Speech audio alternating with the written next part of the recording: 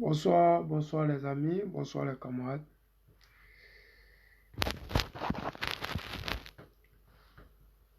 Comment vous allez? Connectez-vous, connectez-vous. On va essayer d'échanger un peu, maximum 10 minutes parce que je pense que c'est fait tard.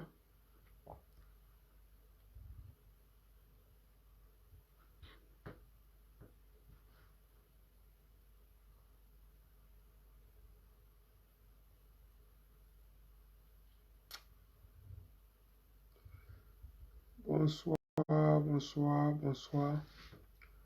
Vous qui partez au lit, partagez, allez vous coucher.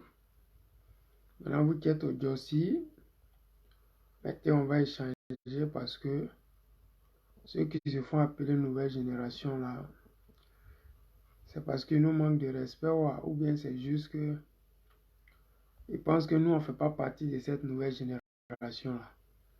Parce que quand on parle de nouvelle génération, c'est avec nous, ce n'est pas sans nous. Bon les amis, la notification là, c'est pas encore arrivé chez moi ici, hein. Moi je sais pas. Vous qui êtes là, la partagez, puis bon, on va continuer. Salut, salut, salut les amis, salut la famille. Moi c'est le président Lota. Je m'invite cette nuit chez vous à travers vos différents réseaux sociaux pour vous apporter ma contribution dans la lutte ivoirienne et particulièrement la lutte panafricaine. Ce soir, je vais parler de Alassane Draman Ouattara, du PDCI et de la soi-disant nouvelle génération qui veut le pouvoir, mais qui est incapable de venir dans les rues, de venir démontrer aux Ivoiriens, de prouver aux Ivoiriens que les Ivoiriens peuvent compter sur eux et qu'ils méritent d'être appelés cette nouvelle génération parce qu'ils se donnent un nom, ils se donnent un genre, mais au final, on se rend compte que c'est des tigres en papier. Voilà. Mon vieux maman, le PPAC en titre. Master Bill Lago. Ça, salut Grando. Ah, partagez-vous qui êtes au moins en 2 heures, 3 heures d'avance. Et puis, bon, demain matin, vous allez écouter ça tranquille. Voilà. Mon frère Ikpa, depuis Londres, soit salué. Le numéro 1 des Akpa, soit salué. Bruno Zier, tu connais l'affaire là, c'est la famille. Soyez tous salués. Bon, les amis, ce soir, on va essayer de parler un peu de la carte de séjour et voir si on ne peut pas un peu montrer, oui, parce que le PDCI ne veut plus se laisser compter. Le PDCI, ils essaient de copier-coller un peu le président Laurent Gbagbo. Le PDCI essaie de se réveiller. Le PDCI existe. Le PDCI ne tremble plus. Le PDCI ne suit plus. Le PDCI essaie de se rébeller. Ça fait plaisir parce que nous autres là, on est des Ivoiriens. Nous sommes nés dans le PDCI. Nos parents étaient PDCI. C'est maintenant nous on est devenus PPACI, FPI, on est devenu ce qu'on est devenu. Sinon nous sommes nés dans le PDCI. Donc en temps normal, quand le PDCI se réveille, oui, ça fait plaisir parce que nous sommes habitués à voir le PDCI qui se rallie constamment, le PDCI qui passe son temps à toujours dire oui à tout, le PDCI qui ne branche jamais quand il s'agit de la Côte d'Ivoire, le PDCI qui laisse faire toutes les choses bizarres que Draman Ouattara a eu à faire depuis sa prise de pouvoir. Mais ça fait plaisir. Les amis, je vais vous faire écouter les discours du porte-parole du PDCI et après, je vais essayer d'intervenir. Voilà. Donc, Avenance qu'on a et aux patriotes que dans ce pays-là, en 99, il y a eu un coup d'État. En 99, ce n'est pas le PDCI RDA qui a créé ce coup d'État. En 2000, après les élections de 2000, il y a eu des morts partout en Côte d'Ivoire. Le PDCI RDA n'était pas concerné. En 2001, en janvier 2001, il y a eu une tentative de déstabilisation. Ce n'était pas le PDCI RDA. Il y a eu la Mercedes noire. Ce n'était pas le PDCI RDA. En 2002, il y a eu la rébellion. Ce n'était pas le PDCI RDA. Ils n'ont qu'à se remémorer ces événements-là. Donc, parlant du PDCI-RDA comme CNT qui a créé ce problème, c'est faire preuve d'amnésie. Malheureusement, dans nos pays, quand l'intellectuel se confond à l'alimentarisme, à l'alimentaire. Pause. Comme le disent Alain Zaté. Pause publicitaire. À cette époque-là, on ne voyait pas les cyberactivistes pro-Gbagbo, non. Et tous étaient rentrés dans les... Voilà. Mais simplement pour dire que, ici, là, maintenant ce qu'on a, on essaie de vous ramener aux différentes crises qu'a connues la Côte d'Ivoire avant que Draman Ouattara ne vienne au pouvoir. Et sa présence au pouvoir, nous avons connu encore des crises. Simplement pour dire en Côte d'Ivoire aujourd'hui, ceux qui se font appeler intellectuels, ceux qui disent qu'ils sont de la nouvelle génération et qui veulent enlever la vieille génération, ceux qui disent qu'ils veulent nous gouverner, c'est des gens qui voient les vrais problèmes des Ivoiriens et ils préfèrent se cacher. Vous avez vu Charles Blé Goudé qui disait qu'il ne faudrait pas qu'on l'interroge sur cette histoire de francs CFA. Et vous voyez encore Charles Blé Goudé qui se promène sur le territoire national, mais qui évite de parler des problèmes des Ivoiriens. Il veut faire le buzz avec le nom du président Laurent Gbagbo. Il ne se passe pas une tournée de Charles Blé Goudé où il ne parle pas du président Laurent Gbagbo. Que ce soit Jean-Yves Billon, il ne peut pas faire un discours sans parler d'Henri Konan Bédié, sans parler de vouloir prendre la tête du PDCI, sans parler de vouloir prendre le parti et qu'on fasse de lui. Vous voulez des leaders, mais c'est ce que vous nous proposez là. C'est ça, nous on prend pour vous suivre. On ne vous suit pas parce que vous êtes les bons petits d'un leader. Non, on ne vous suit pas comme ça.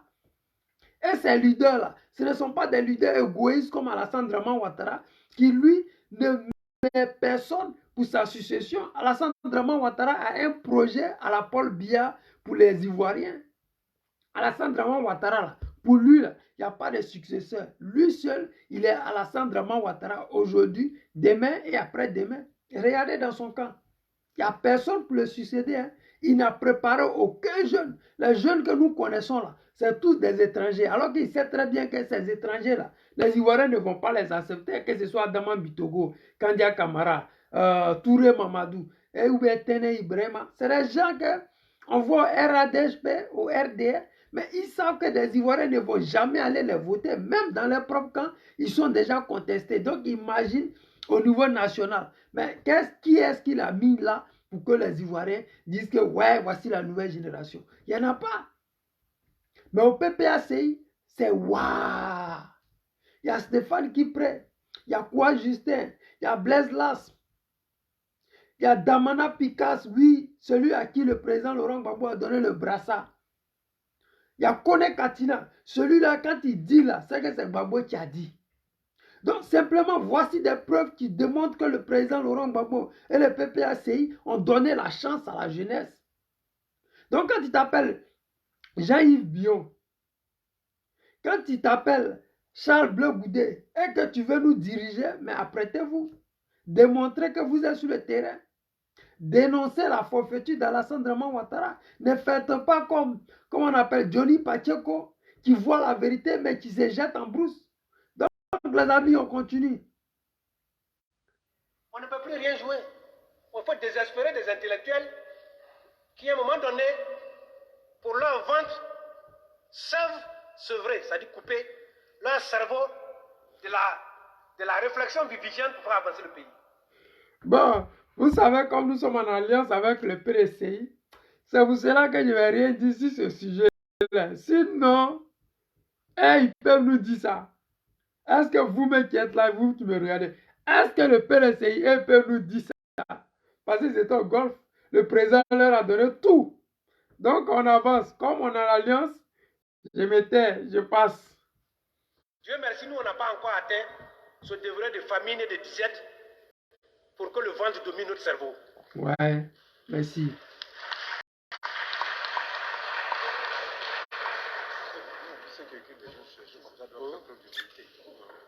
Il faut que nous soyons un peu humbles.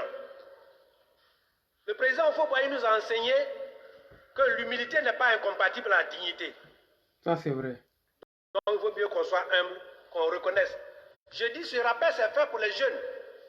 Parce qu'ils le savent bien et ils font exprès pour ne pas en parler. Tous les événements qui sont passés là, le PDCI n'y est pour rien. Le CNT qui a été créé est une conséquence de quelque chose. Il faut bien qu'il rappelle. Le PDCI a pris clairement position, alors que nous étions retenus comme candidats aux élections. Nous avons estimé que la loi fondamentale n'était pas respectée. Et que des personnes ayant le droit d'être candidates n'ont pas été. Et pour cela que nous sommes opposés à cela. Donc il ne faut pas créer comme ça. Ce n'est pas venir ex nihilo, on se lève un matin plus du CNT. Quand on a été responsable d'un organe de presse aussi important, l'organe étatique, qui est du reste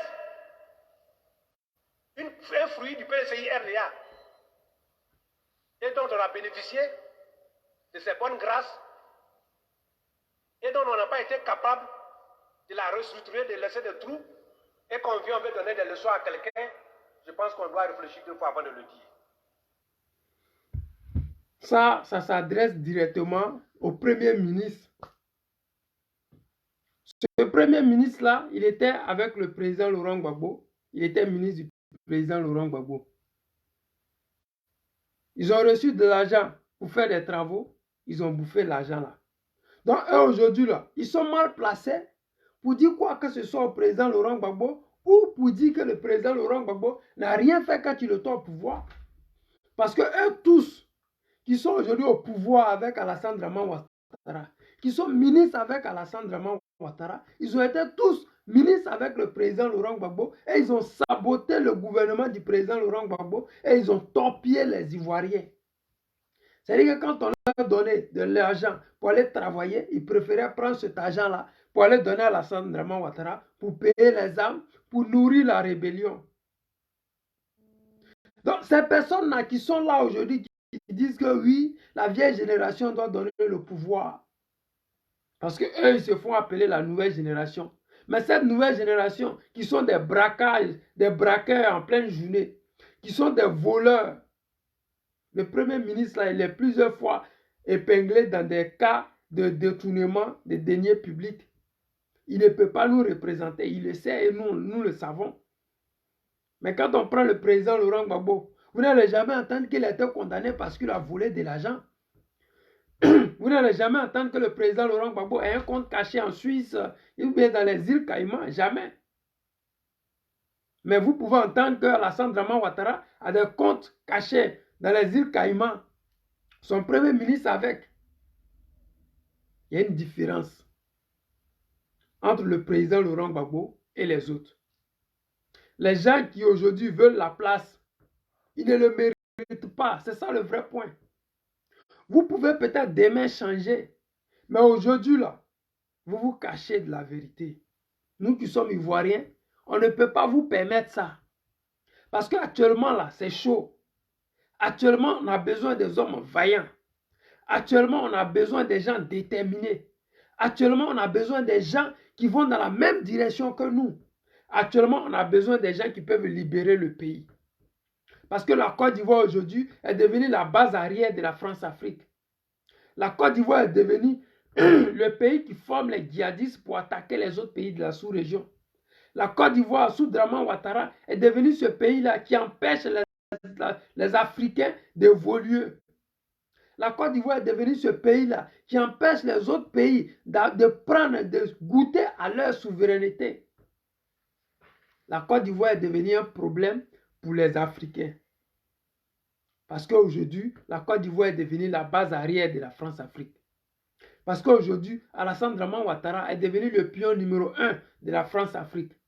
Parce qu'aujourd'hui, Alassane Dramane Ouattara, pour pouvoir tirer son épingle du jeu, il est obligé de sécher son habit là où le soleil brille. Mais actuellement, là où le soleil brille, là, c'est avec les Américains, c'est avec la France et l'Union européenne. Donc, vous voyez, la démarche d'Alassane Dramane Ouattara, elle est incohérente. Mais il n'en a rien à foutre.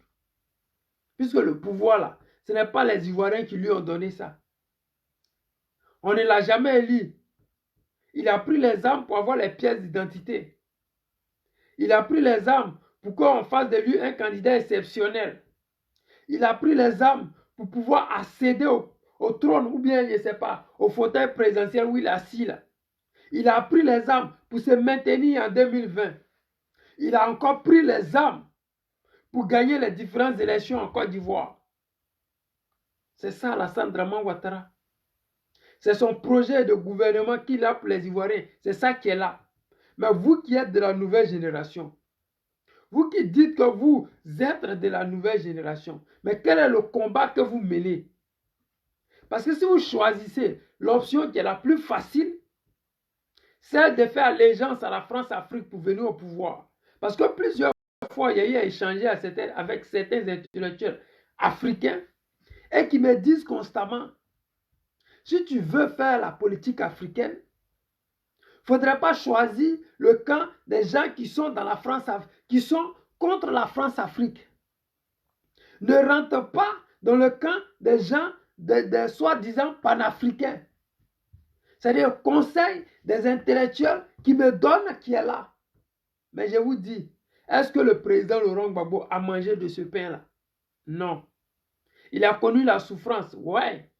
Mais c'était un choix pour entrer en politique. Pour dire que je veux faire la politique, c'est un choix. On ne force personne à venir à la politique. Un leader aussi méchant, aussi dictateur qu'il veut, mais pour aller mettre dans les urnes, il ne te force pas. Du moins que ça soit Soro Guillaume et sa rébellion qui déposait les urnes en plein milieu de la cour et qui disait aux gens, prends le bulletin d'Alassane Dramane Ouattara, mets ça dans les urnes.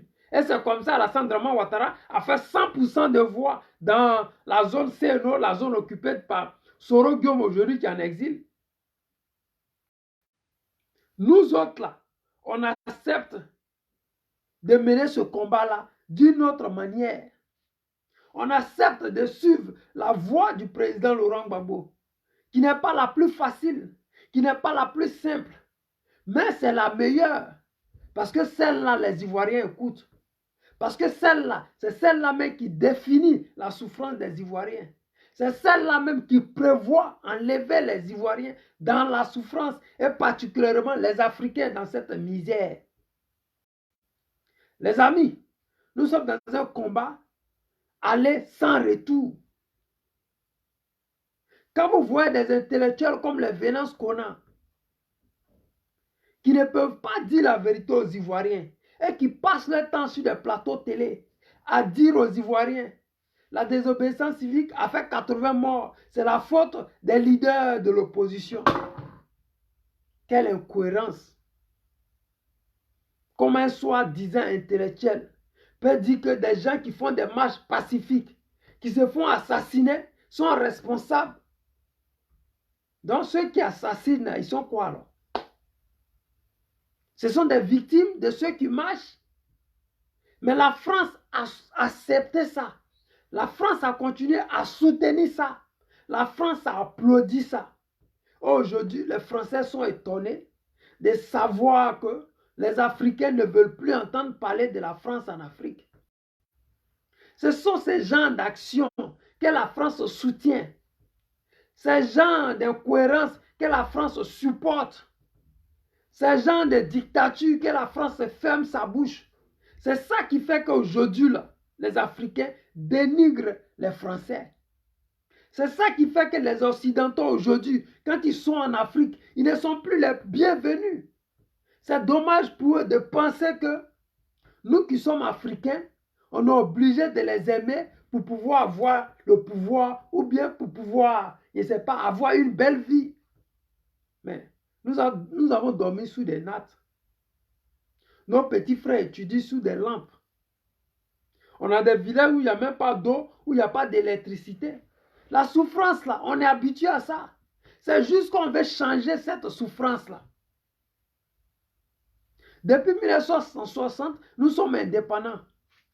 Et depuis 1960, nos armées sont en restructuration. Nos armées sont en formation. Nos armées ne sont pas encore constituées.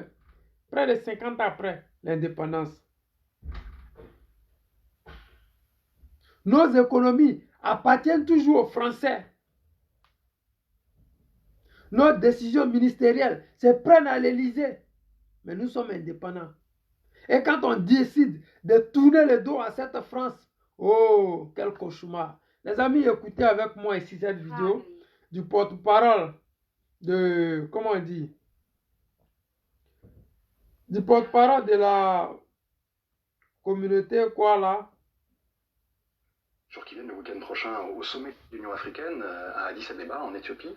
Qu'allez-vous dire aux dirigeants des 54 pays africains Je vais continuer à me mobiliser pour le droit international, pour convaincre que les mensonges de la Russie sont un piège tendu aux pays en développement spécialement, en Afrique, mais aussi en Amérique latine, dans plusieurs pays asiatiques également. On a tous intérêt à un monde fondé sur des règles, avec des frontières qui sont reconnus et qui ne peuvent pas être violentés.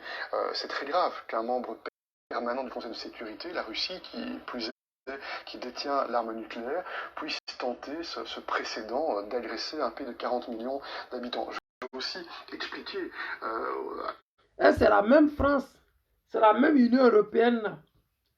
On a été agressé par les Français en 2010 pour une question d'élection, pour une simple question de recomptage des voix. L'armée française est partie à l'ONU pour obtenir un mandat, pour venir déstabiliser la Côte d'Ivoire, pour donner ce visage que la Côte d'Ivoire a aujourd'hui. Des Ivoiriens sont au Niger, sont en prison, ils sont en otage. Des Ivoiriens sont en Algérie. Aujourd'hui, j'ai vu une vidéo des Ivoiriens en Tunisie qui pleuraient, qui fuyaient et qui disaient qu'ils ont peur parce qu'aujourd'hui, le gouvernement tunisien cherche les Africains dans les rues de Tunisie, soit pour les mettre en prison, soit pour les rapatrier au Niger. Le Niger qui est chargé de recevoir tous les immigrants sud-sahariens. Ça, c'est une réalité. Mais c'est la faute à qui? C'est la faute à la France. Ils ne disent jamais la vérité quand il s'agit de l'Afrique. Quand il s'agit de la Russie, ils veulent déformer la vérité. Mais nous sommes des Africains. Nous avons vécu en Afrique. Nous vivons en Afrique. Nous connaissons la réalité des Africains. Nous savons que dans nos villages, les gens étudient avec des lampes à pétrole.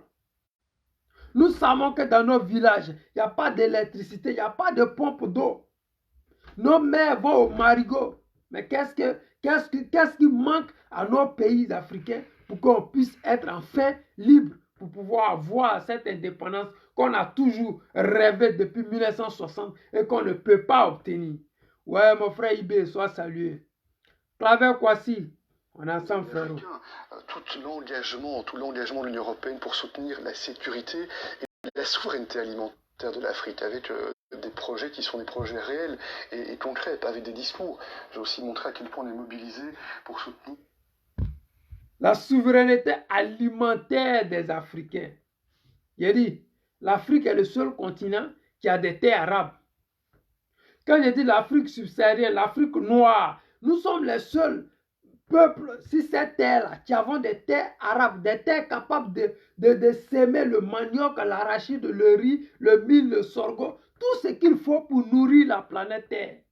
Mais l'Union européenne, ils répètent les mêmes choses depuis 1960.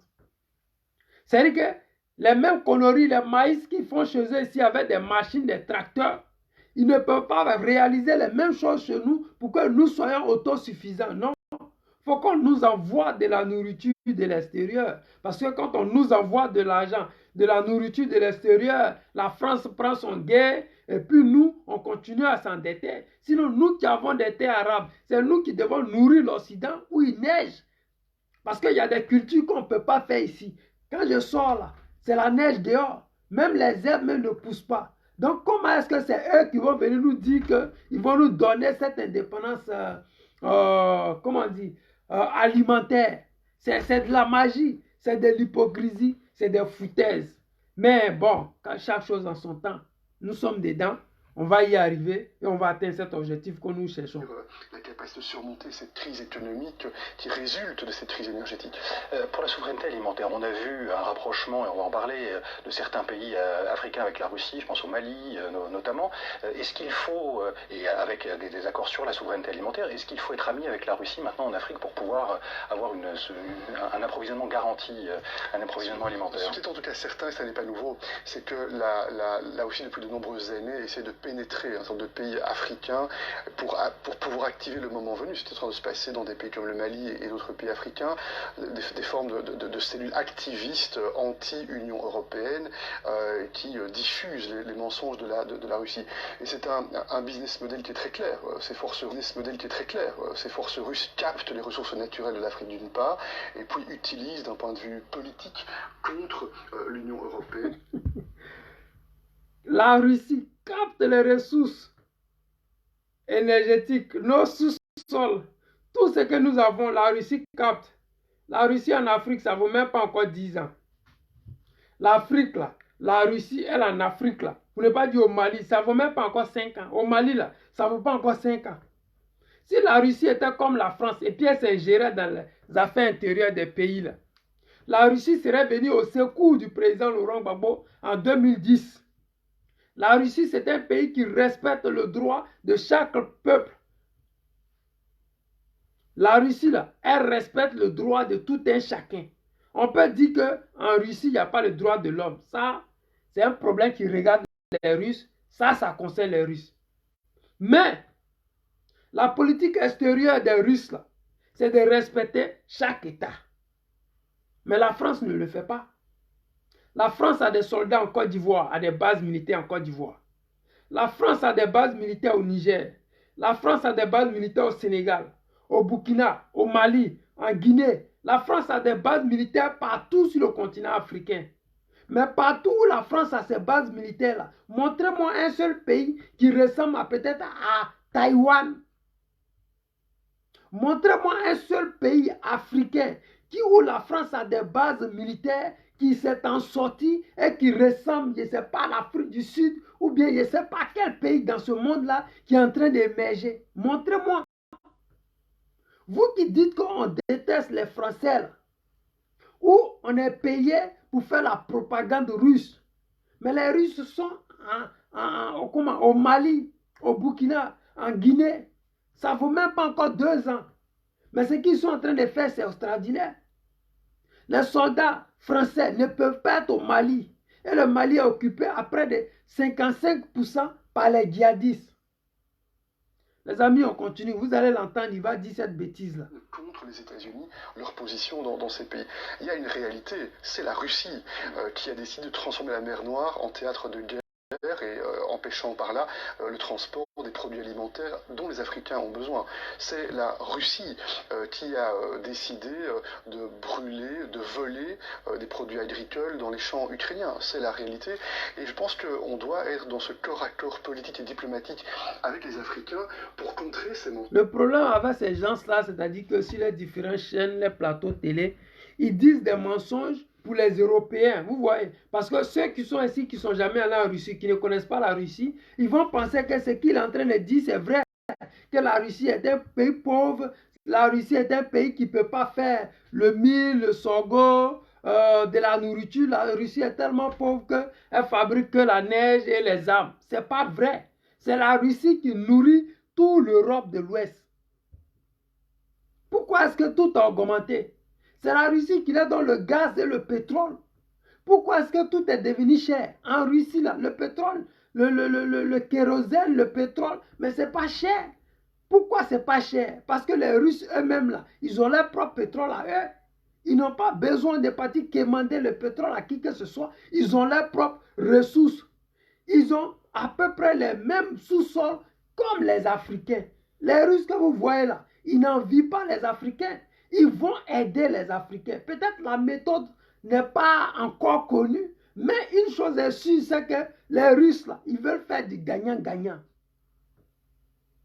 Je ne fais pas la propagande, je ne fais pas la publicité, mais je vais vous dire que les Russes, ils ne sont pas à la recherche des ressources comme les Français qui n'ont zéro, qui n'ont pas de puits d'or. Ils n'ont pas d'uranium. Bon, quelqu'un qui n'a pas d'uranium dit qu'elle est puissance nucléaire. Sur quoi elle se base? Elle dit qu'elle a l'électricité matin, midi, soir. Mais sur quoi elle se base? Imaginez un instant que les soldats français, la base française n'existe plus au Niger et que les Nigériens ont le droit de disposer de leur propre sous-sol. Vous êtes sûr qu'ils vont continuer à donner leur uranium à 33% à 33% à la France, à Areva, ils ne le feront pas. Ils vont aller demander jusqu'à 50 à 55%. C'est ça aussi, être souverain. Regardez aujourd'hui le Mali. La production de l'or du Mali en 2022 fait la moitié de son budget de 2022.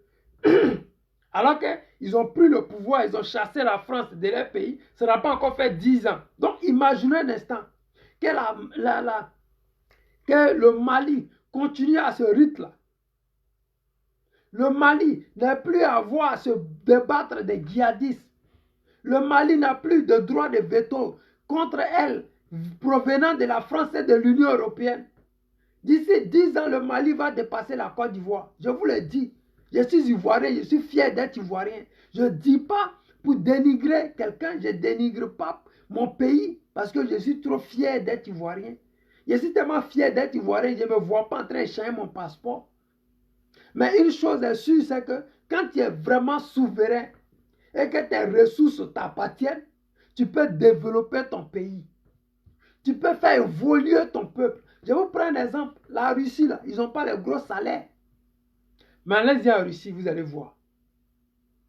Les Russes, là, quand ils accouchent, elles restent à la maison 3 ans avant de commencer à travailler. Les 3 ans, là, l'État te donne l'argent pour l'enfant et puis pour toi, pour que tu puisses vivre avec. Mais en Côte d'Ivoire, on ne contrôle pas nos ressources. On ne peut pas se permettre ça. Parce que nos pétroles, on les donne à 90%, nous avons 10%. Donc quand vous voyez l'Union européenne venir ici des plateaux de télé et puis se foutre de nos gueules, c'est parce qu'eux tous gagnent dans ça. Parce que le pétrole qu'on donne à l'Italie, parce que quand on dit on a trouvé le puits de pétrole qu'on appelle la baleine, ce qui était tant attendu depuis combien d'années? Ceux pour lesquels ils ont enlevé le président Laurent Gbagbo au pouvoir. Parce qu'on ne voulait pas que le président Laurent Gbagbo puisse leur imposer 55% ou même 50-50. Parce que ça, c'était la phrase du président Laurent Gbagbo. Gagnant-gagnant. C'est ça aujourd'hui, tous les Africains utilisent. Nous voulons une coopération gagnant-gagnant. C'est le mot du président Laurent Gbagbo. C'est ça les Français ne voulaient pas. Parce qu'ils voulaient prendre notre pétrole gratuitement. Mais bon, c'est ça qui est quoi. Et ça ne les dérange pas, ils n'ont pas honte. C'est un travail de chaque instant.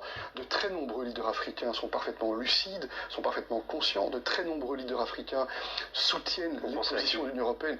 Je pourrais en citer beaucoup, mais j'étais par exemple hier avec le dirigeant du Sierra Leone qui a systématiquement voté les résolutions des Nations Unies en soutien aux positions de l'Union européenne et de l'Ukraine. J'étais également avant-hier avec le président des Comores qui va bientôt diriger l'Union africaine, qui a également adopté ses positions. Il va bientôt diriger l'Union africaine. Donc vous savez directement que c'est un gars de la France-Afrique parce que l'Union africaine, là, elle est contre notre émergence. On continue. Mais c'est vrai, vous l'avez observé, le ministre Lavrov effectue des tournées très régulières. C'était le cas encore il y a quelques jours dans des pays africains pour colporter des mensonges.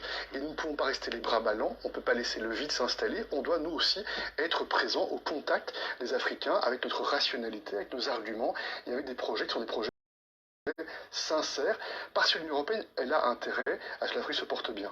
Sergueï Lavrov était au Mali il y a quelques jours, vous y faisiez référence, le ministre russe des Affaires étrangères, voyage pour sceller en quelque sorte le rapprochement avec ce pays, avec le Mali.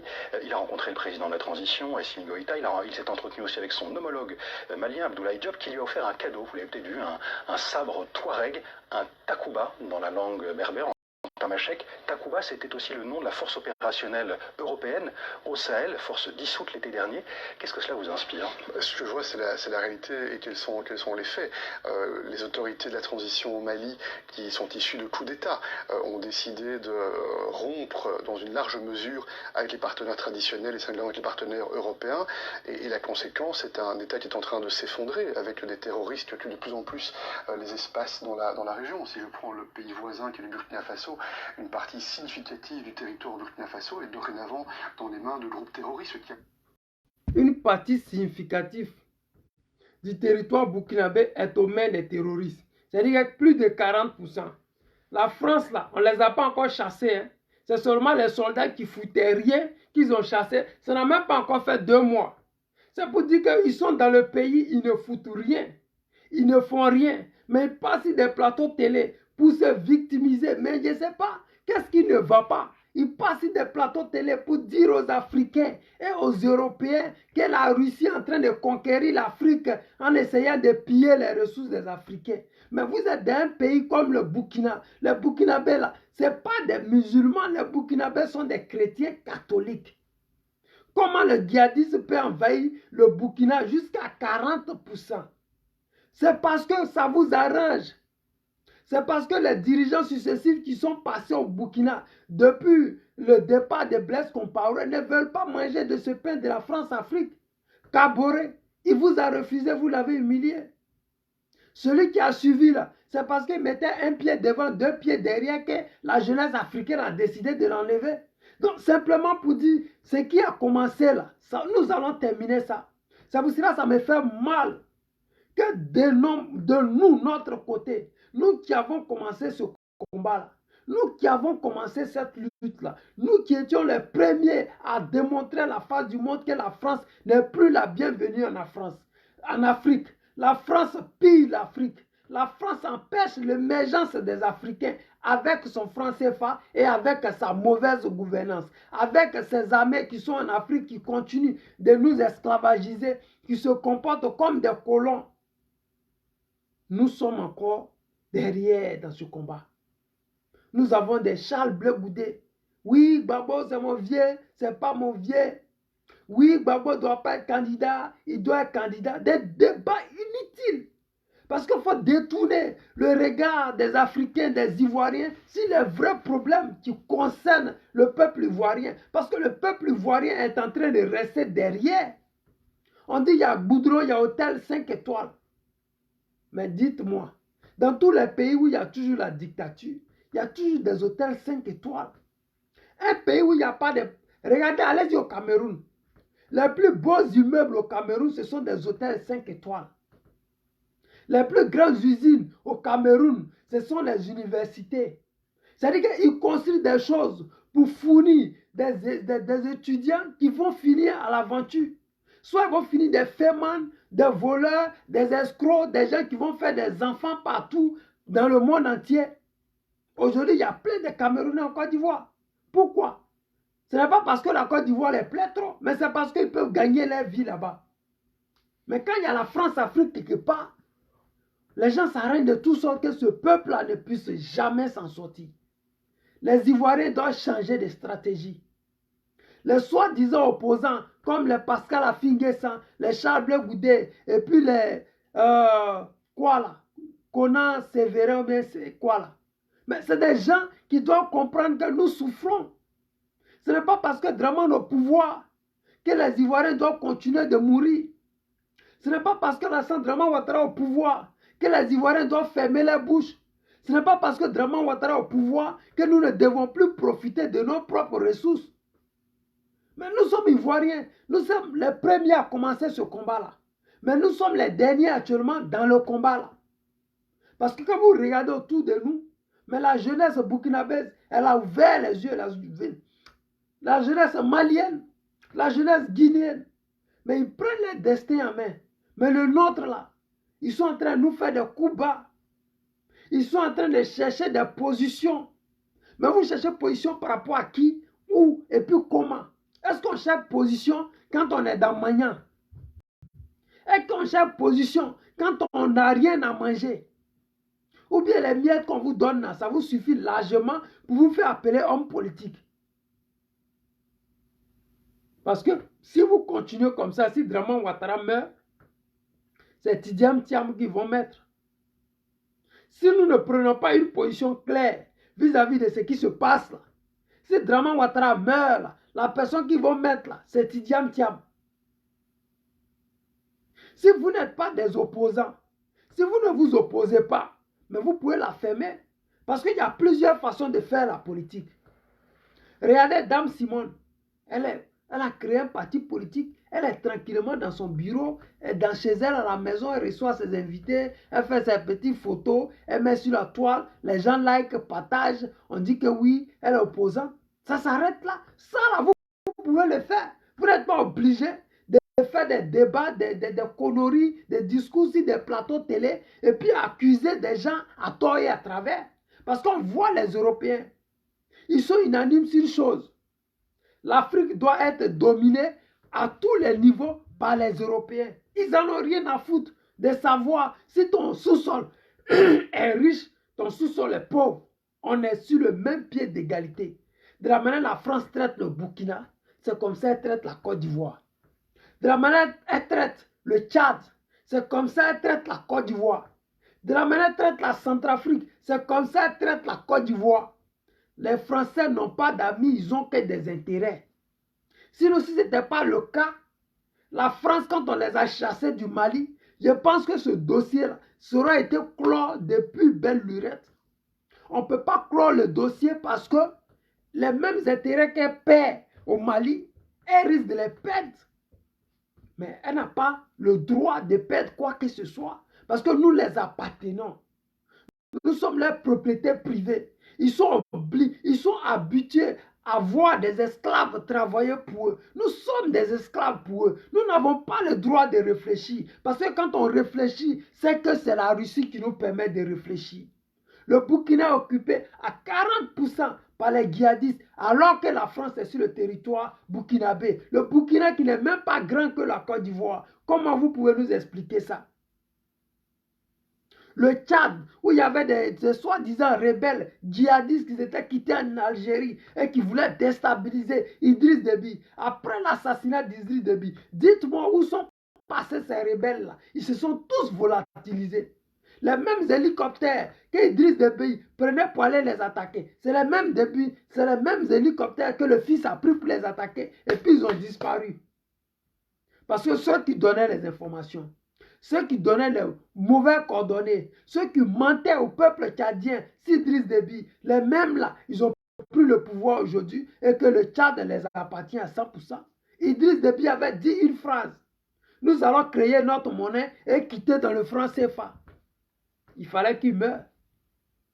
Les Africains ont commencé à aimer Idriss Déby, malgré qu'il était dictateur. Parce qu'ils voulaient mener ce combat-là avec nous. Ils l'ont assassiné tranquillement, tranquille. C'est pas aller quelque part. Donc actuellement, nous sommes en Côte d'Ivoire. Dans ce que nous sommes là, on a un choix. Soit on suit Gbagbo, soit on s'y rallie. Ceux qui dansent, qui racontent les morts là, moi, ils me font rire. Parce que quand 2025 va arriver, les Ivoiriens vont vous démontrer ce que vous êtes en train de faire. Nous voyons, nous montrons. Mais les Ivoiriens, ils voient et ils sont chargés de vous sanctionner dans les urnes. Et vous allez voir en 2023 ce qui va arriver. Toi, Charles Blé Goudé, ta démarche de crabe là, tu as vu pour les législatives. Vous avez tapé pour votre coalition. Toi, Blé, ainsi de suite, vos pays. Soyez patients. Nous, on est patients. Mais ça me fait de la peine de savoir que je suis Ivoirien. Et le combat panafricain que nous avons commencé avant les autres, ils sont en train de mener un super combat. Ils sont en train de partir jusqu'à créer une fédération dans laquelle nous, les Ivoiriens, nous ne sommes pas. Ça fait de la peine. Parce que s'ils réussissent à créer cette fédération sans nous, c'est que nous, la jeunesse ivoirienne, on aurait échoué. Ceux qui sont de la nouvelle génération, qui veulent le pouvoir, c'est que nous tous, nous avons échoué. Parce que quand Charles Blé Goudé nous faisait sortir pour aller marcher pour le président Laurent Gbagbo, il ne nous avait jamais dit qu'il voulait aller au RHDP. Il ne nous a jamais dit qu'il allait nous abandonner en cours de route. Il ne nous a jamais dit qu'il allait être un lâche quand il allait sortir de prison. On a eu espoir que c'était un leader. C'est eux qui allaient remplacer nos aînés, nos pères, nos grands-parents. Mais cet espoir-là, ils ont dissous ça. Cet espoir est devenu comme les promesses d'Alassane Draman Ouattara de construire des universités en Côte d'Ivoire. Cet espoir est devenu comme la démocratie qu'Alassane a prônée. Cet espoir est devenu comme les logements sociaux qu'Alassane Draman Ouattara a promis aux Ivoiriens. Cet espoir-là, c'est devenu comme le travail qu'Alassane Draman Ouattara a promis à la jeunesse ivoirienne, c'est-à-dire 1 million d'emplois chaque année. Nous sommes dans la 13e année d'Alassane Draman Ouattara qu'il est au pouvoir et je ne peux pas voir près d'1 million de jeunes en Côte d'Ivoire qui peuvent dire que oui, nous travaillons, nous sommes fiers d'être Ivoiriens. On voit plutôt des vidéos des enfants Ivoiriens du Nord qui ont tué d'autres frères Ivoiriens pour venir au pouvoir, qui sont en Libye, au Koweït, qui vont mourir dans la Méditerranée, en Tunisie, et qui sont traqués par les Tunisiens. Les Ivoiriens sont traqués par les Tunisiens. Avant, quand les Ivoiriens vont en Tunisie, c'est pour aller faire des études. Et très peu partaient même là-bas. Parce que la majorité des Ivoiriens partaient plutôt en Europe que de partir en Tunisie. Qu'est-ce qu'ils ont à foutre en Tunisie, réellement, dans un pays arabe? Vous-même, quand vous voyez les gars là, est-ce que nous, on peut aller dans les pays? Il y a quoi là-bas que nous, on n'a pas chez nous? On a gaba, on a manioc, on a cacao, on a café. On a nakad, on a EVA, on a pomme, on a tout, tout, tout. On est trop bien pour aller se faire poignarder dans ces pays-là. Mais c'est parce qu'on n'a pas la chance d'avoir des leaders ou d'avoir soit une nouvelle génération qui est capable de nous représenter. Parce que eux là, ils ne nous représentent pas. Les Charles Blé Goudé là, ils ne sont pas de notre génération là. Eux, la génération, c'est les KKB, les Sorogium, les Faisais, les fouteurs de merde là. La plus mauvaise génération. Et vous savez, les propos d'un homme le rattrapent toujours. Dans un meeting, Blé Goudé nous disait, je ne veux pas être la honte de ma génération. Aujourd'hui, il est en coalition avec la honte de sa génération. KKB est son ami, il accepte, il dit que, il proclame que KKB est mon ami, je suis fier d'être son ami. KKB a fait plus de 80 morts pour qu'il soit ministre. La désobéissance civique, s'il y a 80 morts, s'il y a 120 morts, 160 morts, KKB fait partie de ces personnes-là. Parce que pour être ministre, il fallait sacrifier des Ivoiriens. Il a fait son sacrifice, Draman l'a nommé ministre. C'est votre génération-là. Sorogium a pris les armes. Il a éventré nos grands sœurs, égorgé nos frères, tué des gendarmes, les garder dans des conteneurs jusqu'à ce qu'ils meurent à Boaké. Sorogium l'a fait. Donc je vous dis que votre génération, c'est la honte de la Côte d'Ivoire. Mais nous espérons que votre page là, on puisse tourner ça très très très vite. Que vous soyez sur les réseaux sociaux ou pas, la réalité, ça va se jouer dans les urnes. Les Francis Vaudier là, ils étaient de la génération du président Laurent Gbagbo. Ils ne sont rien devenus. Parce que la politique, quand tu n'es pas honnête, quand tu manges à chaque table, vers la fin, on va penser que tu es un mendiant. Quand on va inviter les gens, on ne va plus t'inviter parce que tu manges partout. On se dit que tu as déjà mangé chez le voisin. Donc, vous qui êtes les goudéistes ou bien la team Charlie, là, apprêtez-vous. Les gens, bientôt, ne vont plus vous regarder. Même vous inviter, ils ne vont pas le faire. Les amis, c'était le président Lota. Je voulais faire un petit direct, mais vous connaissez l'affaire de politique là. Quand tu t'engages, tu ne finis pas. Voilà. La vidéo là, je vais mettre ça sur ma page. Ceux qui peuvent regarder, allez-y, jetez un coup d'œil demain. Les amis, merci d'avoir été là. Mais n'oubliez pas une chose. Voilà. J'oubliais. La carte de séjour. Mais moi, je dis que ça fait du bien. Cette carte de séjour là. Le seul bémol là, c'est le fait que le Camerounais paye 300 000 et que les Français qui sont à près de 6 000 km ou bien 12 000 km là, payent seulement que 1 500. C'est ça le problème. Sur le mois là, j'en ai rien à foutre qu'on mette. Quand de ces jours là même là, ça va nous permettre à nous autres là de réguler notre, comment dire, notre immigration. Mais le pire dans tout ça, c'est qu'il y aura une chasse aux sorcières en Côte d'Ivoire. Et Draman Ouattara, il veut laisser un pays chaotique avant qu'il ne parte. Il veut laisser un pays déstabilisé. Parce que quand ils vont commencer à traquer ces personnes-là, les petits djoula qu'il a mis dans la mer ivoirienne, je ne dis pas les Ivoiriens du Nord, parce que les gens confondent djoula et puis Ivoiriens du Nord. Ivoiriens du Nord, il y a Senifo, il y a Koyaga, il y a Lobi, il y a Tagbana, il y a Jimini, il y a tout ça là. C'est Ivoirien du Nord, ce n'est pas djoula. Djoula, c'est Kone Katina, comment dire, Kandia Kamara, c'est les Touré Mamadou, c'est les Adama Bitogo, c'est les Mariam Biekise, c'est les aventuriers dont les parents sont venus dans les camions de moutons là. Des camions de bœufs cachés dans les bœufs qui ont réussi en Côte d'Ivoire et qui se donnent un genre. Mais nous, on sait que c'est ceux-là ils vont nous dire quel est le vrai nom de leur village. Parce que ça ne va pas s'arrêter à traquer les étrangers, non. Il faudrait que ceux qui sont là, qui nous disent d'où ils viennent. Et quand les élections vont commencer, ils vont aller chez eux pour être candidats.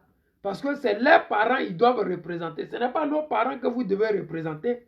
Vous devez représenter vos parents. Donc la carte de séjour que Draman Ouattara a mis là, ça nous arrange nous autres. Parce que ça nous permet d'équilibrer la Côte d'Ivoire. Parce qu'aujourd'hui, la Côte d'Ivoire, tout le monde prend la parole pour parler au nom des Ivoiriens. Parce qu'ils ont des passeports ivoiriens. Tout le monde se reconnaît ivoirien, parle de politique ivoirienne. Alors que quand ils sont en France, même s'ils ont le passeport français, ils ne vont pas aller militer ni pour Marine Le Pen, ni pour Emmanuel Macron. Quand les gilets jaunes sont en train de marcher, tu ne verras pas de noirs là-bas, ni de petits djoulas là-bas pour dire que oui, ils sont venus marcher parce que aujourd'hui, là, la vie est devenue chère en France. Ceux qui marchent en France, ce sont les vrais Français. Les gens des gilets jaunes, ce sont les vrais Français. Tu ne verras pas d'Africains dans les gilets jaunes. Les quelques Africains, vous allez voir là, ils vont porter, ils vont faire photo, ils vont se casser pour partir. Parce que la réalité là, quand tu es dans un pays, et puis tu as le passeport parce qu'on t'a donné pour travailler, tu connais ta place. Mais en Côte d'Ivoire là, étranger ne connaît pas sa place. Étranger abouche dans le problème des Ivoiriens. Étranger donne son avis sur la situation de la vie des Ivoiriens. Étranger de Côte d'Ivoire est plus ivoirien que toi. Étranger de Côte d'Ivoire, quand tu ouvres ta bouche, il dit je suis plus ivoirien que toi. Toi-même, c'est versé sur toi. Quand tu lui demandes quel est ton village, il dit que je viens de Gaïwa, je suis Djoula de Gaïwa. Il n'y a pas de Djoula à Gaïwa. Eh mon frère Ibé, sois salué, ça c'est pour toi. Il n'y a pas bêté de Korogo, c'est comme ça, il n'y a pas de Djoula de Gaïwa. Ça là, c'est les foutaises. Faut revoir ça là. C'est la même chose comme ceux qui me disent je suis Djoula de Boisflé. Il n'y a pas de Djoula Boisflé. Boisflé là, c'est la Maraoué. C'est pour les gourous. Il n'y a pas Boisflé de Djoula. Ce n'est pas parce que quand tu es Djoula de Boisflé que on doit te tuer, on doit te faire du mal. Non, mais c'est pour dire que politique ivoirienne, toi, tu dois quitter dedans, ça ne te concerne pas. On parle aux Ivoiriens qui doivent aller voter pour changer l'avenir de la Côte d'Ivoire. Et non des gens qui sont des suiveurs, qui vont aller dire je suis d'accord, je ne suis pas d'accord. Non, ça on ne veut pas. On veut des gens qui peuvent apporter un changement. Donc la carte de séjour là, moi je pourrais dire merci à Alassane Draman Ouattara. Mais quand tu vas partir, quand Gbagbo va venir, il va enlever la carte de séjour. Les Africains vont revenir en Côte d'Ivoire travailler. Parce que la Côte d'Ivoire était toujours ce pays-là qui accueille les étrangers. Au point que nous avons près de 30% d'étrangers dans notre population. C'est-à-dire que si nous sommes peut-être 10, il y a au moins 3 qui sont étrangers. Et c'est une réalité. Aujourd'hui, là, quand tu sors à l'aventure, si au moins 10 Ivoiriens qui ont le passeport ivoirien, il y a au moins 3 qui ne sont pas des Ivoiriens de souche, ou il y a au moins 4 qui ne sont pas des Ivoiriens de souche, qui sont des étrangers, mais qui ont le passeport ivoirien. Donc la Côte d'Ivoire accueille tout le monde. La Côte d'Ivoire a toujours donné la chance à tout le monde. Parce qu'Aruna Dendane était un Burkinabé de père et de mère. Moi, je connais ses parents à Ouassakara, qui n'est pas loin du quartier millionnaire. Donc, simplement pour dire que celui-là, il a eu sa chance à l'équipe nationale. Baki connaît, ses parents sont guinéens. Kopa Bari, ses parents sont guinéens. C'est des gens qui ont eu leur chance en Côte d'Ivoire. La Côte d'Ivoire a toujours donné l'opportunité à ces étrangers vivant en Côte d'Ivoire d'être heureux, de se sentir heureux. Parce que ces joueurs-là, mais vous n'allez pas entendre que oui, Baki connaît est parti vivre en Guinée. Non, loin de là. Ils sont intégrés. La Côte d'Ivoire est devenue chez eux. Ils sont à 100% dans le game. Aruna Dendane, il a la fédération ivoirienne, il est dans le game. C'est ça la Côte d'Ivoire. La Côte d'Ivoire est représentative, oui.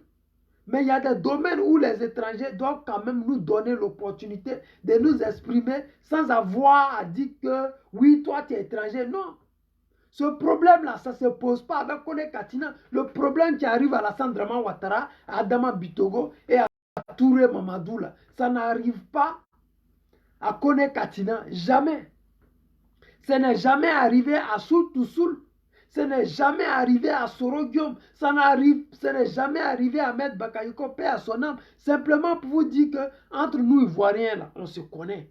Quand tu n'es pas de chez nous, tu as tes démarches, tu as ta manière de te comporter. Quand tu es de chez nous, tu te connais, tu sais qui tu es à l'aise. Quand tu es avec tes frères, tu n'es pas stressé, tu ne fuis pas les Ivoiriens. Quand tu vois quelqu'un qui n'est pas Ivoirien, il ne s'approche pas des Ivoiriens parce qu'il sait qu'il n'est pas Ivoirien. Il n'a pas envie que tu puisses découvrir qu'il n'est pas Ivoirien. Donc il préfère s'éloigner pour garder son secret. Mais bon, ce n'est pas important parce que nous ne sommes pas xénophobes. Non, on aime tout le monde. Mais la seule chose que nous n'aimons pas chez tout le monde, c'est que tout le monde s'occupe de notre politique. Les amis, je vous aime. La carte de séjour là, c'est une bonne chose. C'est une réalité. Ça va permettre de mettre un peu d'ordre. Ça va permettre de savoir qui rentre en Côte d'Ivoire et qui sort de la Côte d'Ivoire. Ça va permettre de structurer un peu les choses. Parce que ce que les gens ne disent pas, c'est que la carte de séjour là, ce n'est pas fait pour les gens de la CEDEAO. C'est fait plutôt pour les 3 pays nouvellement émergents. Parce que mine de rien, le Mali, la Guinée, ils vont, le Mali, la Guinée et le Burkina, mais ils vont bientôt rentrer dans le groupe des BRICS. Mais là-bas, c'est les pays émergents. C'est-à-dire que dans la ville, quand tu te promènes les milliardaires, les gens disent que tu es milliardaire. Mais si tu es le plus pauvre parmi les milliardaires, on dit que tu es milliardaire. Donc si le Mali, la Guinée et les choses rentrent dans le BRICS, mais ils seront tous appelés pays émergents. Ce n'est pas un pays émergent de Draman Ouattara qui a près de 22 000 milliards de dettes. Ça, là, un pays qui a 22 000 milliards de dettes ne peut pas être appelé pays émergent. Jamais. Je vous aime. Je vais vous dire que à demain pour un autre direct. Merci à tous ceux qui ont été là jusqu'à la fin. Partagez le direct et dites aux Ivoiriens, le combat que nous menons, ce n'est pas un combat d'émotion, c'est un combat de patience. Ces leaders traites qui essaient de trahir les Ivoiriens, ils vont tous payer ça. C'est ça qui est la vérité. Voilà. Donald Vaco, sois salué frérot. Et merci. Bonne nuit à tous. Ciao, ciao.